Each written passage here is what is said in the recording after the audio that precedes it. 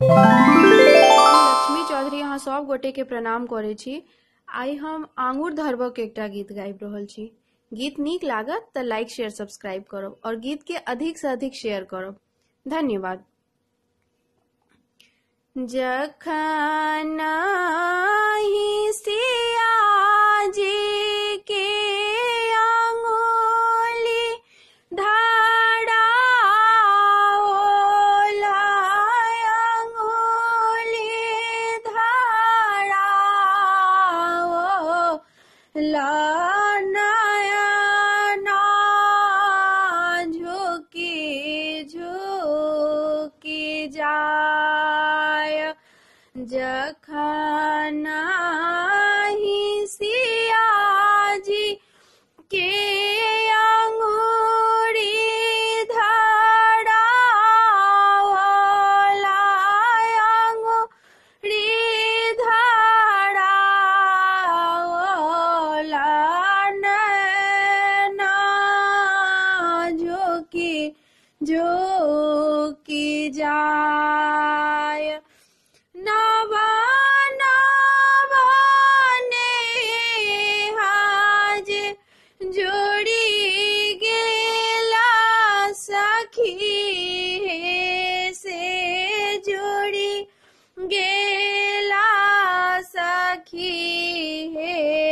से छोटी गेला यहाँ माँ आचरा नवा नवा नेहाजे जोड़ी गेलै सखी हे से जोड़ी गेलै सखी हे से छोटी गेलै यहाँ माँ आचरा सखी छोटी गेली से संगी साबा छूटल से संगी साबा छूटल अंगुरी धारा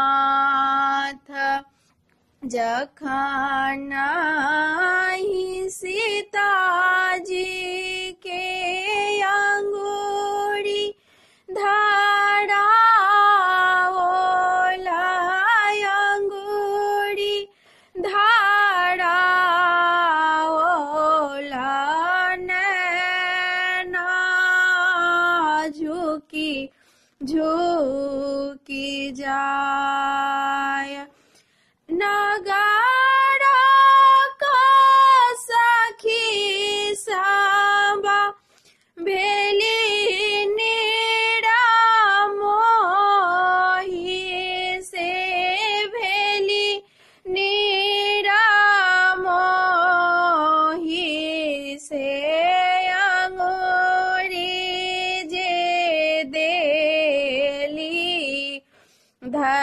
धराय नगारा का सखी साबा भेली नीरा मोही से भेली नीरा मोही से अंगुरी धारा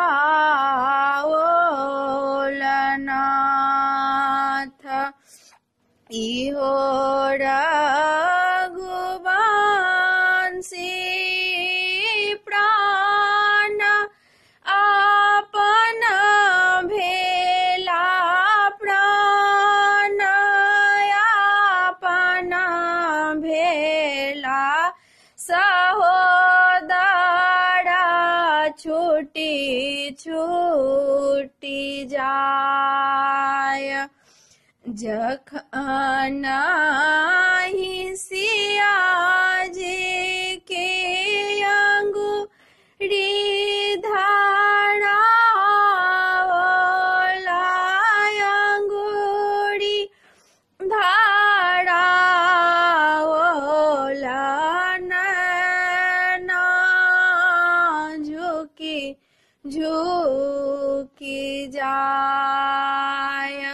जखन सिया जी के अंगूरी धारावल